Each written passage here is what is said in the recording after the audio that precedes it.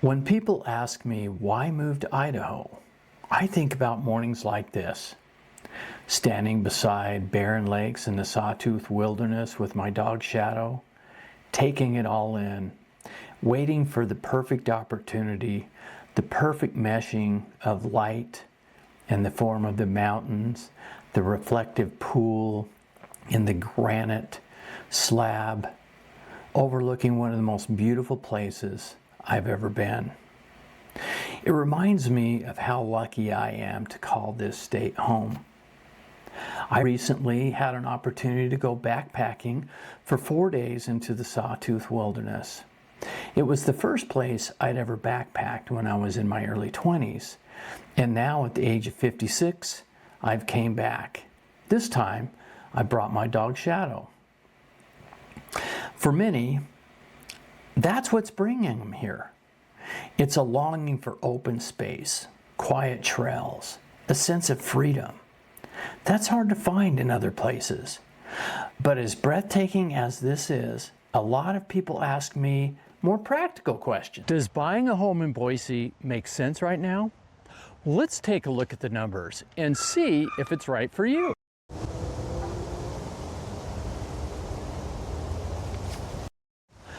For many people, moving to Boise isn't about just finding a house. It's about finding balance. It's about slowing down. It's about walking your dog or your cat or with your family in open spaces like this. Shadow and I are walking at the park near my home. We enjoy being outside all the time. So if you're ready to slow down and take a new lease on life, be around friendly people, well, maybe I can show you a place like this that you could call home. Whether or not right now is a good time to buy a house, well, that's really more of an individual decision. See, circumstances might be to where it makes a perfect time to buy a house. For example, if you have a growing family and you really need an extra bedroom or two and a bigger yard, well, now might be a good time to look at a home. If you need to downsize and you no longer wish to take care of your big lawn, or you don't need that 3-car garage and 3,000 square feet, downsizing might make a great time for you. And simply, if you just want to get out of the city you're at and move to a more comfortable pace of living, like Idaho, like I am, well, then it definitely makes more sense to you. I mean, here's some of the reasons why moving might make sense. First of all, we all know that the Federal Reserve cut interest rates. Now, it wasn't a dramatic cut, but it did have an effect. It did spur some refinances and it spurred some purchases. It was just enough for people to kind of get off the fence, if you will. Right now, rates are below 6.5%, according to Freddie Mac. Of course, that depends on your qualifying conditions, but that's pretty darn good, I say.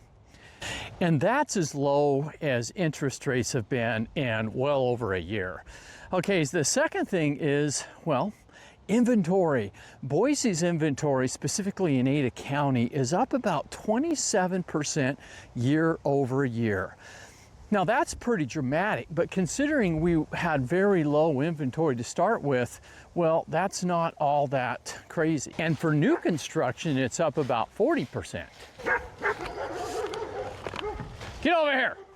So what does this mean? It means that there's more choices out there. Whereas before we had a little bit less inventory, now we have more.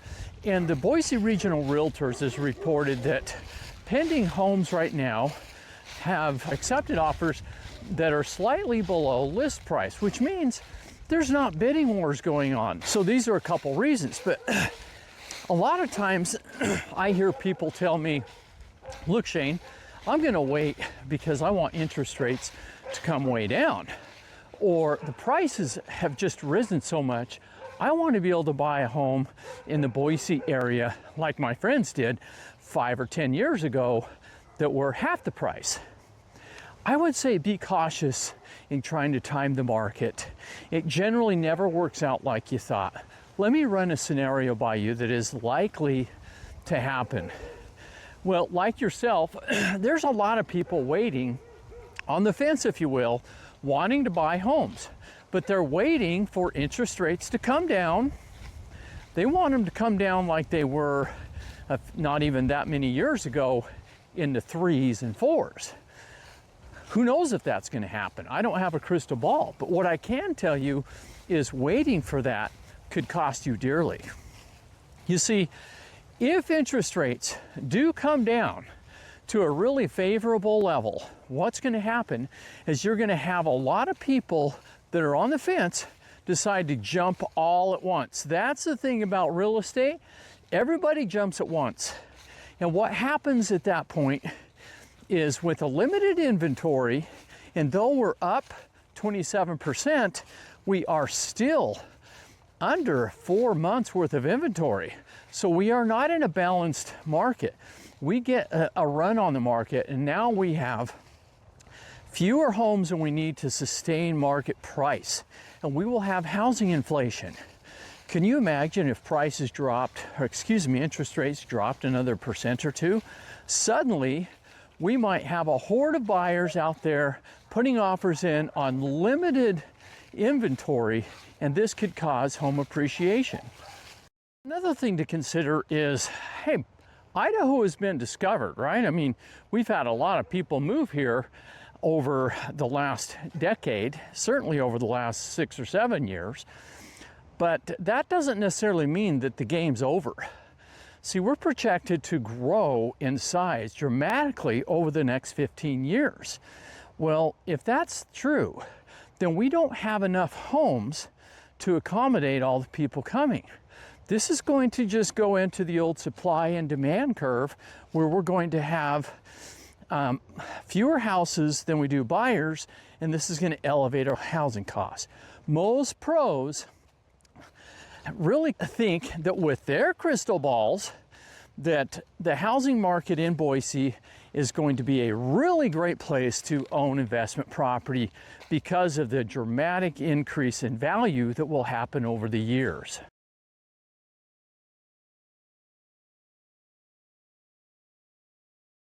Okay, look, I'm back in the office now, and I wanted to finish up that last segment I was talking to you about. Now might be a time and not to wait. But remember one thing. I did an interview with a guy named Jeremy Lucas, and he's a mortgage lender here in the Valley, and he's a really amazing guy. But one of the things that he's told me over and over, and on an interview I did with him that you can look at, I'll link it to one of these places. He said, when you're buying a home, you marry the home, but you date the rate. Now think about that. Now buying a home, I mean, you're going to be there for a while, right? You shouldn't buy a home that you think you're only going to be there for a few months and then sell it. You're going to be there for a while. So that means you're going to be a long-term connection to this house. But your mortgage, on the other hand, that one there, that's a short-term proposition. It's a tool for acquiring that home that's going to help your lifestyle, going to help your family. It's going to get you in a happier place. But the mortgage is just a tool to finance it, maybe temporarily, until a better opportunity for financing comes along. Hence the term, you're dating the rate. It's just temporary. So buy that house if it makes sense for you now, but if you're thinking interest rates are too high, buy it temporarily. We can find products that you can have lower interest for a couple years, and it goes to regular interest rates. Sellers right now are pretty flexible with offering incentives to buyers so that they'll help you buy down your rate to help you get into your house. And then 2 years later, a year later, when rates are better, you refinance. Your cost of ownership, it doesn't really increase your cost of ownership that much, considering the long-term savings of even a nominal interest rate gain. Okay, now let's switch gears, because it's not going to be for everybody to buy a house right now. Maybe what we want to do is wait And there's plenty of good reasons for that, all right? So the feds have been talking about dropping the rate, and they're continue to ease into these policy adjustments and talk about them.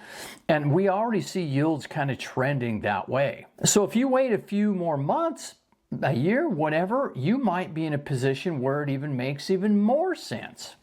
The second, spring. You know, a lot of people say, I don't want to buy in the winter because there's not a lot of opportunities because people don't like to list their house in the winter. Well, we do have a lot more listings than we had in the spring. And sometimes sellers are more flexible in the winter if the market's slower. Okay. But the spring, one thing we know about the spring is a lot of times people wait to sell their house until the seasonal favorability of spring house season buying. People like to list their house.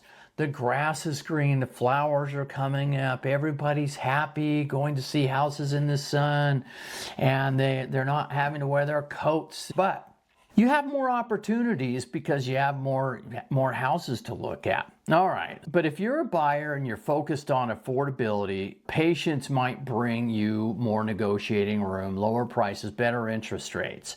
But in any market, whether it's stock market or the real estate market, guessing what's going to happen is generally not what happens. So really what you want to determine whether you need to buy a house right now is what your needs are. If getting a home would solve some problems or enhance your quality of life, then the least we can do is pencil it out and get in touch with me. And we'll take a look at it and see if buying a home makes sense right now. Here's kind of what I'm getting at. You know, out here in Idaho, no trail's perfect, right? You've got some climbing, you've got a steep descent, rocky trail, big trees to jump over. It's just like the real estate market.